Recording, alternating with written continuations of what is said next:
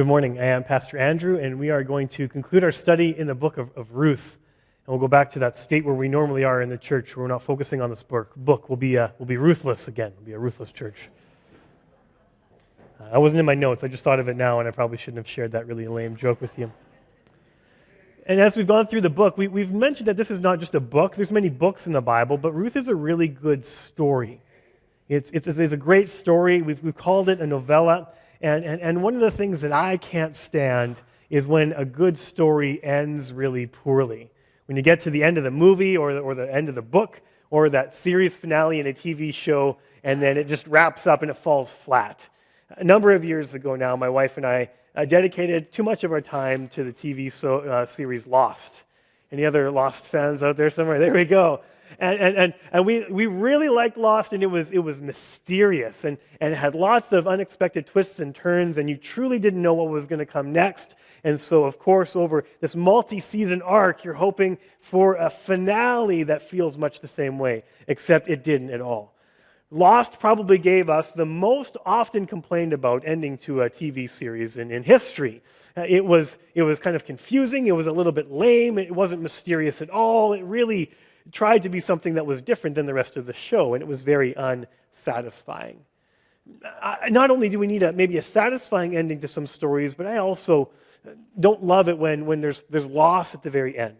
So I finished a book I was reading yesterday, and it was a trilogy, so I've been with these characters in this story for a long time, and at the very end of this book, one of the main characters, my favorite, died. And he died a heroic death, saving thousands of people. I still was upset about that, even getting a little bit emotional, trying to hide that from Karen, saying, I can't be moved, but it's a fictional story. But luckily for us, when we come to the story of Ruth, we have a very satisfying ending. We have a very typical happy ending. After all the loss and the grief, the bitterness, the uncertainty, and the poverty that begins and drives the book of Ruth, it lands in a very different spot. Out of this come romance and redemption, and a wedding and a child to carry on the family name. That is the details to the ending of the story that we read in Ruth chapter 4, picking up in verse 13 to the end. It truly is a happy ending. Boaz has now received permission to redeem Ruth. He called all these witnesses together to make sure that they did everything above reproach. No one could call it into question. And so with this legal agreement in place, Boaz then completes the story. He marries Ruth, and God blesses them with a son. Now, to have a son was important. It was important for this story to have a male child. Again, we should not ever put more value on male children than women children. In fact, the heroes of the story are largely the women that are fighting against the current that is pushing back against them. But in order for this redemption to take place, for Boaz to play his part fully as kinsman redeemer, for the line of Elimelech, Naomi's late husband, and Mahlon, Ruth's late husband, in order for that lineage to continue, there needed to be a male heir to carry on the family name, to inherit this land and this estate. And that's exactly what happened. That child was the last piece of provision needed for the story of redemption to be complete. And we see it come true in God's time and in his blessing. Now, what is very interesting to us is that Boaz and Ruth are now the happy couple, and we've been following them in particular through the middle of the story. But as soon as they're married, the author leaves them and lets them ride off into the sunset. They're married and they have this kid. Good luck, so long, Ruth and Boaz. The climax of the story does not focus on them. Instead, it focuses back on Naomi, much the way that Ruth started. The book bears Ruth's name, but Naomi was the main character in chapter 1. It was through her eyes that we experienced this loss and this uncertainty, to the point where she would call herself bitter. And then we would learn all about Ruth and Boaz, and Naomi's kind of in the background, but again, at the ending, she is in full focus. She is the focus of redemption. And as Naomi now holds this grandson in her arms, all of her friends and the women of the community celebrate with her at God's blessing of a grandson. And this is what they pray over her and celebrate with her in verse 14. The women said to Naomi, "Blessed be the Lord, who has not left you this day without a redeemer, and may his name be renowned in Israel. He shall be to you a restorer of life and a nourisher of your old age, for your daughter-in-law who loves you, who is more to you than 7 sons, has given birth to him." And this is a wonderful prayer. It's a prayer of blessing. It's a prayer of celebration. And we learn many important details from it. So these women will say that now God has not left Naomi without a redeemer. Up until this point in the story, every time we've heard that phrase or title, redeemer, it's been referring to Boaz, or someone who will be a close relative, who will be able to take this role of kinsman redeemer and to marry Ruth and provide an heir to carry on the family name. But in this instance, in Ruth 4:14, the redeemer is no longer Boaz, it is now the grandson himself. He is the one that will redeem the family name. He will grow into maturity and carry this line forward. He has redeemed Naomi and Elimelech, her late husband. They pray for this child. May his name be renowned, which is a prayer for fame and for a sterling reputation in all the nation of Israel. This was a very common thing to wish upon a child or especially a man in that day. It's very similar to the prayer of the witnesses. After Boaz has now declared he wants to redeem Ruth, they pray in verse 11 of Ruth 4 that he would be a man of renown, be worthy, be famed. And they have that same prayer now, the women do, for his son and for Naomi's grandson. The women also think that this grandson will be to Naomi a restorer of life. And we shouldn't think that Naomi is overly old. She was too old to remarry, but she's not right against death's door. She has many more years to live yet. She's not sickly. This is a phrase. It's a saying to give you more life. We may not say today that you are a restorer of life, but we would say that someone has a new lease on life, right? There's a spring in their step. There's a great joy that's been given to them. There's extra motivation to keep on going. That's exactly what this grandchild was to Naomi. Now, I've never had a grandchild before. This is something that's a bit foreign from my own personal experience. I'm hoping that's still a ways in my future. But as a pastor, and when we're part of a church, one of the very fun and joyful things is to see other people go through this. And in the past few months, we've had a few first-time grandparents. And so it has been fun for me to see the joy that Andrew and Shauna had when they were showing pictures of their brand new grandkid. Or the joy that crossed over Lisa and Wes's face when they could show Cairo off for the first time.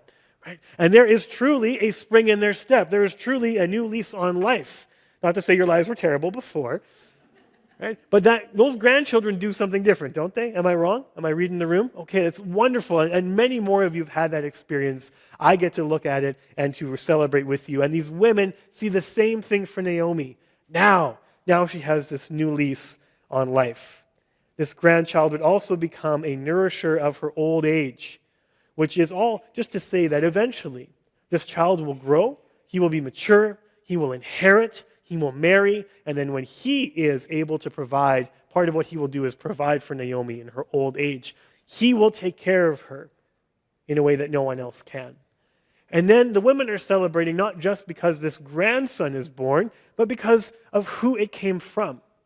See, Naomi was able to receive this gift from Ruth. And Ruth was a very, very important person to her.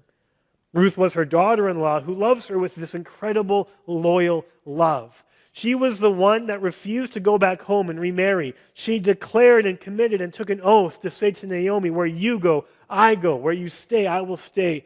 Your God will be my God. Your people will be my people until death do us part. This loyal love of Ruth made her valuable. The women say that she is more valuable to Naomi than 7 sons. That's quite the statement, knowing all that we've learned about how valuable male heirs were in that day, how sons were sought after. And not only that, but there's more valuable than 7 sons. And if you think back to what we learned about in Revelation together, we were learning a lot about the importance and the symbolism of numbers. And can anybody, bless my heart, and remember what the number 7 signifies? What is the importance of the number 7? What does it symbolize? Anyone? Shout it out. Earl knows. Come on. Perfection. There we go.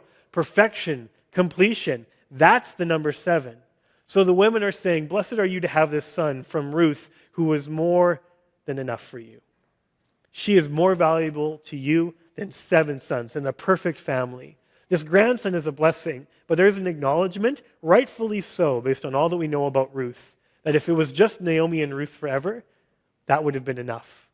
That would have been enough based on how she treated her mother-in-law.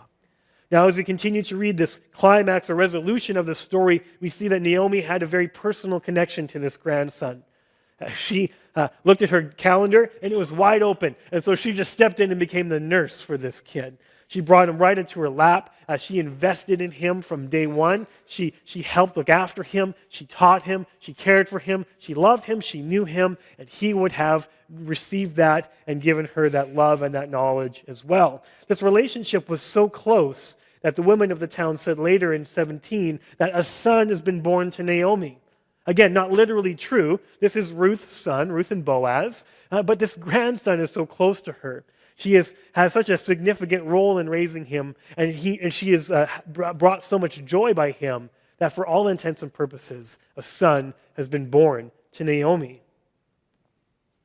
Does not undo everything that she has lost, but she has clearly been blessed with someone special.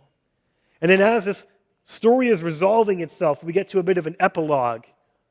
And again, if you're writing a story, how you finish a story is always very important and purposeful. And so you may be a bit confused when you read Ruth and you realize that the epilogue of this story is a genealogy. Well, that's not really very compelling or interesting. Why would we end with the begats? Why would we do that? Well, we learn quite quickly why it's important. Because the son of Ruth and Boaz was named Obed. Obed was the father of Jesse. Jesse was the father of David. King David, the man after God's own heart, the greatest king in the history of Israel, and the forefather of the King of Kings himself. It gets so much bigger because through the line of Obed comes David, and through the line of David comes Jesus, the Messiah himself. And we go into Matthew chapter 1 to see this. And why the reason why this genealogy is important is because it's showing that the story of redemption in Ruth is not just the story of the redemption of one family. It was not just about Ruth and Naomi and Elimelech and Mahlon and Ruth and Boaz and Obed. It's not just about them. It was about the story of redemption for all humankind. From this story came Jesus. From the redemption of Naomi and Ruth comes the redemption of all humankind. And we can connect these dots when we look at the genealogy in Ruth and the genealogy of Jesus in Matthew 1. Matthew was a devout Jew himself, or he came from a Jewish background at least, and he was writing to a very Jewish audience, and so he wants to establish without doubt that Jesus comes from the line of David. That's what he does at the beginning of his gospel. We read in verse 1, the book of the genealogy of Jesus Christ, the son of David, the son of Abraham. The Messiah had to be a son of Abraham. He had to be a son of David. And Matthew declares this and then proves it. Abraham was the father of Isaac, and Isaac the father of Jacob, and Jacob the father of Judah and his brothers, and Judah the father of Perez and Zerah by Tamar, and Perez the father of Hezron, and Hezron the father of Ram, Ram the father of Amminadab, Amminadab the father of Nahshon, Nahshon the father of Salmon. I wanted to name our kids Salmon, but Karen wouldn't let me. Salmon the father of Boaz by Rahab, Boaz the father of Obed by Ruth, Obed the father of Jesse, and Jesse the father of David the king. So Matthew now agrees with what's captured in Ruth. This is the lineage of David. And then he goes on, and I'm not going to read all of the fathers of. We're going to skip all the way down to verse 16, and we follow this lineage until we get to the last verse there. And Jacob, the father of Joseph, the husband of Mary, of whom Jesus was born, who is called the Christ, the Messiah. And so Ruth is not just a story, but it's a good one. It is what happened in human history. And in this story, with these people, God redeemed a family, but in that, he redeemed the whole human race. This story is so much bigger. It's not just about the characters. It's not even just about taking this invitation to see that there's an example of God's relationship with his people. It is about Jesus at the end. And so that is why a genealogy is a fitting end to a story of redemption, because it's all about the redemption of everyone. But I want to circle back to that point that Naomi was the main character at the resolution of this story. Why focus on Naomi? Well, we need to see the complete redemption in her life. We need to see her move from a place of bitterness to a place of joy.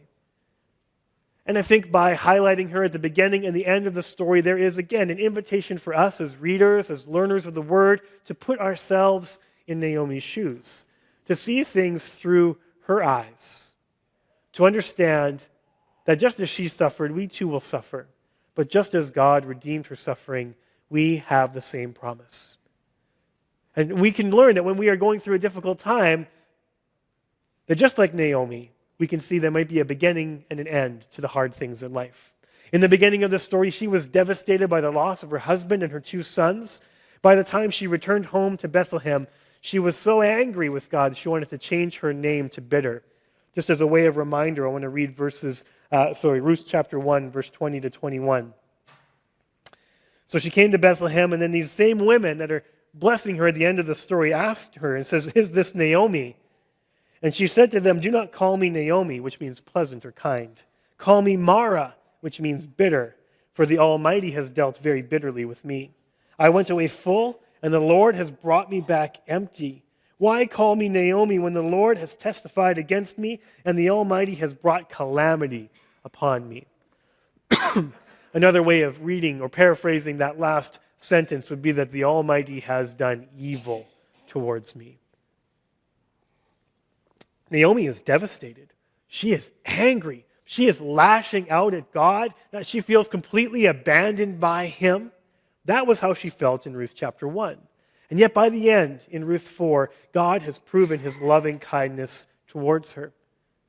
Her grandson Obed was truly a blessing by God, a way to remember and to honor Elimelech and Mahlon and Chilion, her husband and sons who had passed away. And by the time we get to Ruth 4, she was able to recognize God's blessing in her life, and she was Naomi again, no longer called Mara.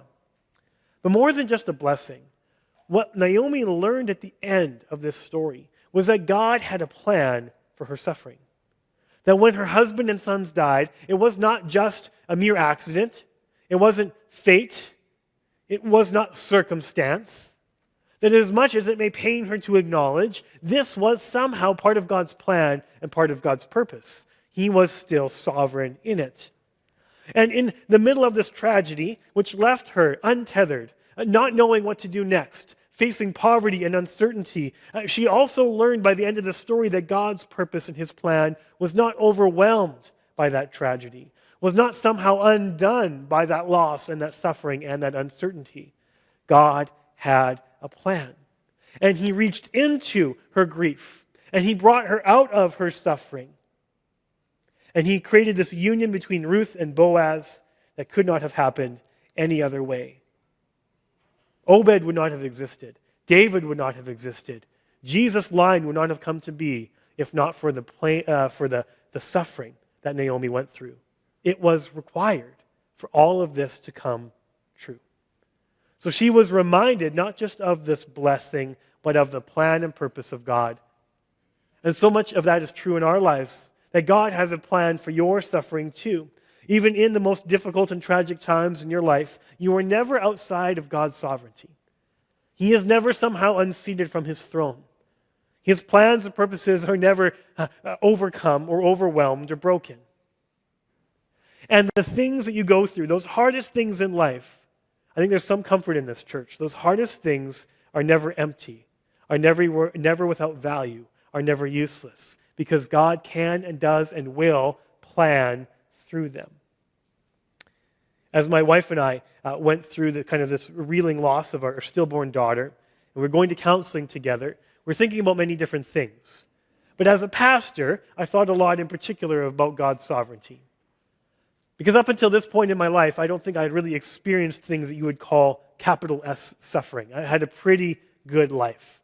So I had done a lot of my learning in Bible school and seminary. I had preached sermons just like this one, talking all about God's sovereignty in your suffering. And then all of a sudden I was there, and it was my story. It was my experience. And I thought, wow, there is no middle ground.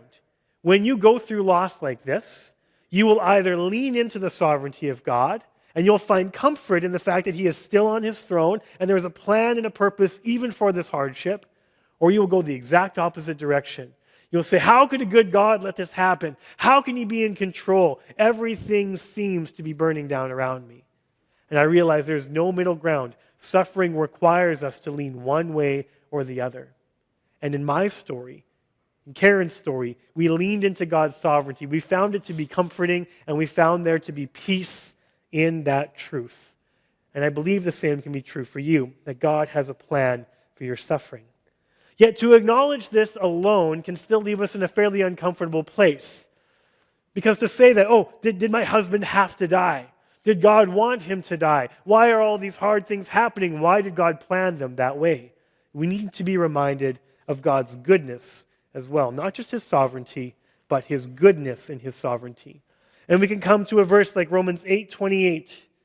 And Paul writes that we know that for those who love God, all things work together for good, for those who are called according to God's purpose. Now, there are many ways, I think, to do harm to this verse, to misunderstand it, but I do think that Paul is giving us an opportunity to say that we don't always know what's happening or why it's happening, and we know that we will go through hard times, but God is not just sovereign, he is good towards us in his sovereignty. That is his attitude towards us. That is his love shown towards us. And again, when we want to find peace, we recognize that God is good and he's in control. And when we are convinced of both of these things, when we trust in God's goodness, when we trust in his control, then we can endure the hardest things that life throws our way. There is a plan for our suffering, and it is a good plan.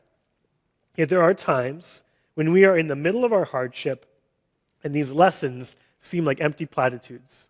And if you're going through suffering, I fully expect you to be thinking something along the lines of, well, Pastor, it's easy for you to say, right? It's easy for you to preach this. It's easy for Naomi to see this because she's joyful again, holding this grandson. But I'm still Naomi version chapter 1, right? I'm still bitter. I'm still angry. And you know what? Right now, this message might not sink home for you.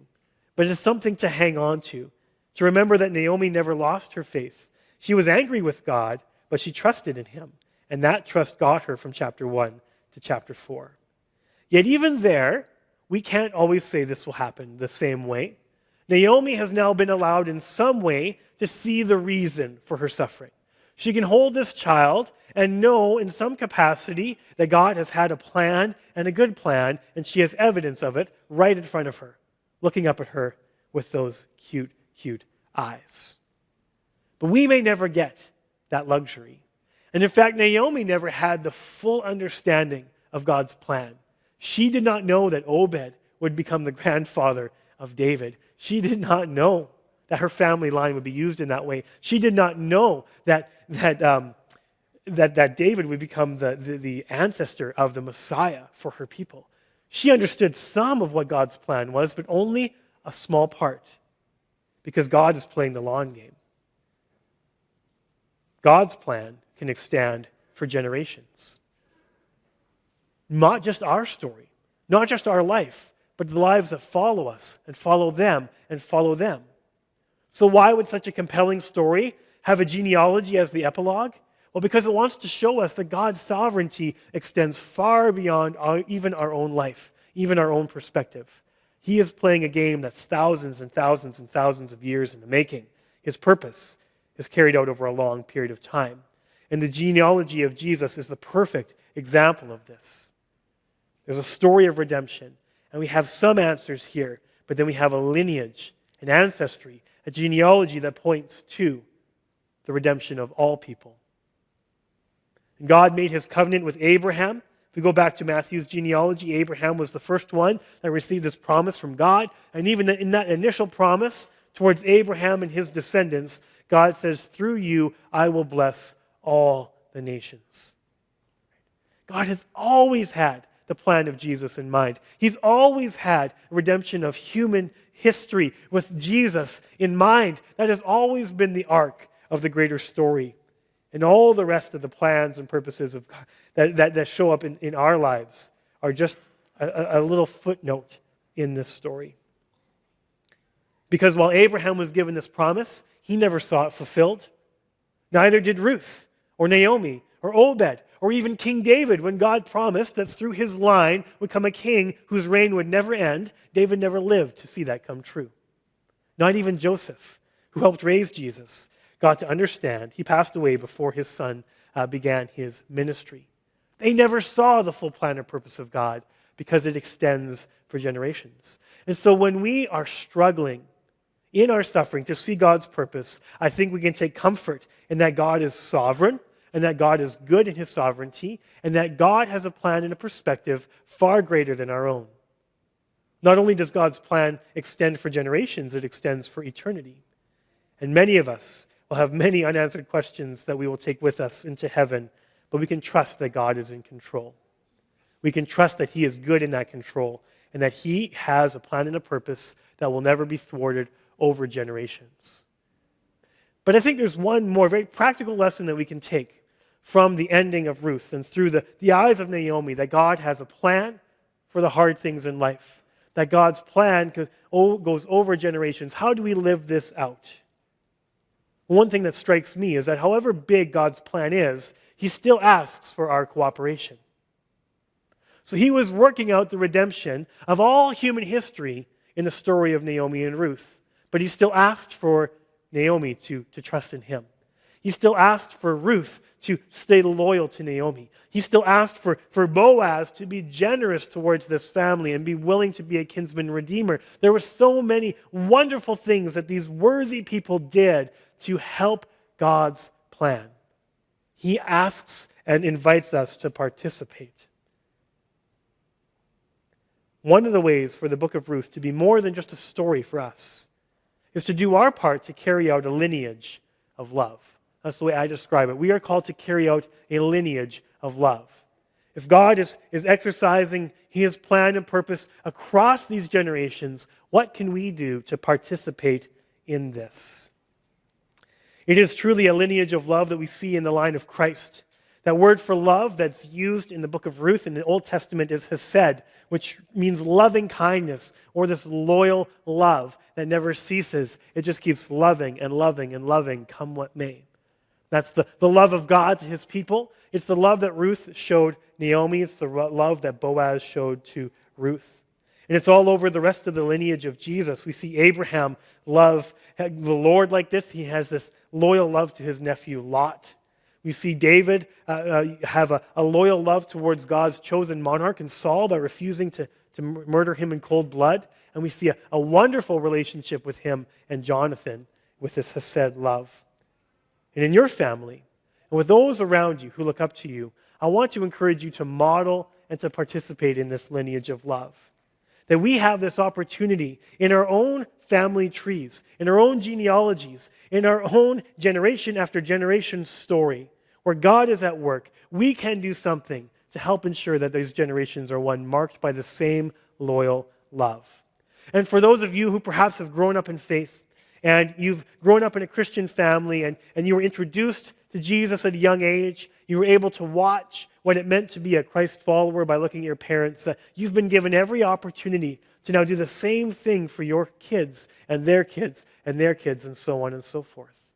And there is an added challenge that if that is not your story, if you are someone that came to faith and your family just does not share those values, there is an added challenge, significantly, of beginning this lineage of love for yourself, of starting something new, something valuable, something of eternal significance, where we will say, for me and my house, we will serve the Lord. And then you can pass on something new and life-giving to your kids, and they can go to their kids and their kids, and now the arc of your family can be changed forever.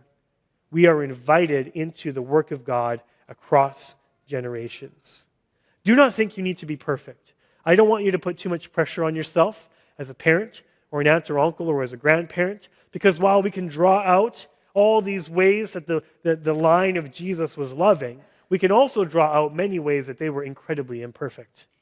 The stories of the patriarchs were full of poor decisions, and we touched on Judah and Tamar last week. Rahab led a wayward life as a prostitute before God used her in the story of Jericho. David committed adultery and murder. You don't have to be perfect. in order to be part of this lineage. But you do need to trust in Jesus and trust that God will work out his plan and purpose in the life of your family. But what can we do today that will help foster a lineage of love? And so if you are a parent or a grandparent or an aunt or an uncle who are investing into your nieces and nephews and the other those who look up to you, then I think you can do a few things, so many things. But here are a few examples that I will give you that I think maybe will help you understand what I'm talking about a bit more clearly.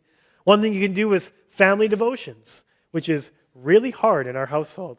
I would say that if it wasn't up to my wife, if it wasn't for her, we would probably long since have abandoned any notion of family devotions after the supper time. But whether it's a devotional time or whether it is something that's different or a little bit more organic, what I want you to understand is that as a parent, you ought to never outsource the spiritual training of your kids.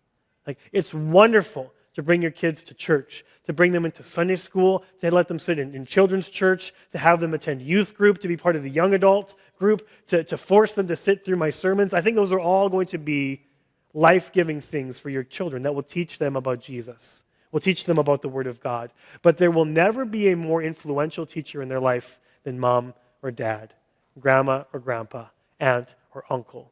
So whether it's a formal family devotion, don't outsource the spiritual training of your family. Be involved personally. The second thing I think you can do to help this lineage of love is to apologize to your kids.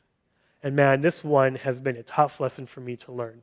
But there have been a number of times, usually when I get overwhelmed and I do something out of anger. I say something that I should not have. I do something I should not have. And then I'm convicted right away that I need to go make that right with my kids. And then it's usually right before bed. I don't want them to go to sleep. And I will go up to their bed and I'll say, hey, I did this earlier. I said this earlier. And I just want you to know that that was wrong and I'm sorry. And they'll say, I forgive you, Dad. Which is just one of the most beautiful things I can hear from my kids. But again, we don't have to pretend to be perfect. Parents or grandparents or aunts and uncles, we don't have to pretend to be invulnerable or finished products. We need to model for our kids what asking for forgiveness looks like, what confession and repentance looks like. And then they are invited to learn what forgiveness looks like and for what grace feels like. And then that can go the other way when they apologize to you and you extend grace and forgiveness to them. The third thing you can do as a parent or a grandparent or an aunt or an uncle is to discover your kids' love language and express love in that way. I'm not sure if you've read the love language books by Gary Chapman. He has, I think, 5 love languages that he says most of us will experience or express and give and receive love in these ways. Physical touch, words of affirmation, quality of time, acts of service, and gift giving. Those are the 5 kind of buckets that he says that this will be, we'll all experience love in these ways. But he says there'll be 1 or 2 of them for every person that becomes the most important way that they want to give and receive love. So a lot of parenting is learning about your kids. Learning from them. Do they want a hug? Or do they want a gift? Or do they want to spend good time with me? Or do they want me to hear them? Do they need to hear me say I love you? Do they need me to do something for them? All of those things will be true, but what do they really want to experience? And when they can experience the love language that they most readily accept, then they will always feel loved by you. But you're sitting here and you're saying, okay, you're Eli, and you're like, all right, Dad, good, those are your marching orders. What about me? Was that what you were thinking, Eli? You wanted to know what you could do, right? No, he's not going to sit in any of these sermons ever again because I called him out. Listen, if we are going to carry this on for generations, then not only do parents and grandparents and aunts and uncles need to do something, but kids and grandkids and nieces and nephews need to do something as well. What you need to do is you need to watch. Watch what it looks like to live out your faith. Watch your parents and your grandparents and your aunts and uncles live as followers of Jesus. Live as people who are growing in spiritual maturity. See what it looks like. Secondly, I want you to listen to what they have to say, even, maybe especially, when you may not like it. Because these people in your life have lived longer than you, know how the world works better than you, knows what mistakes that they've made already and have learned from them. So listen to what they have to say. There is so much wisdom in these voices. And thirdly, I want you to discover your parents' love language and express love that way. Right? So I'm a words of affirmation. I'm totally a words of affirmation. So when I apologize to my kids, I love to hear them say, I forgive you. And I love it when my kids say that they love me. That's probably the thing that puts the greatest spring in my step. Learn what your parents love to do, to give and receive love. And in that way, we can carry on this lineage of love. So these are just three, for each group, three very brief ways that we can live this out. There's so many more things that you can do. And that's your homework. Think about what role am I playing? How am I participating in God's plan and purpose, not just for my life, but for my kids' life and for their kids' lives, and so on and so on and so forth? How can I live in such a way that cooperates with God's plan that extends across the generations? This will all help God's lineage of love thrive in our families and make a huge difference to the world around us. Let's pray one more time.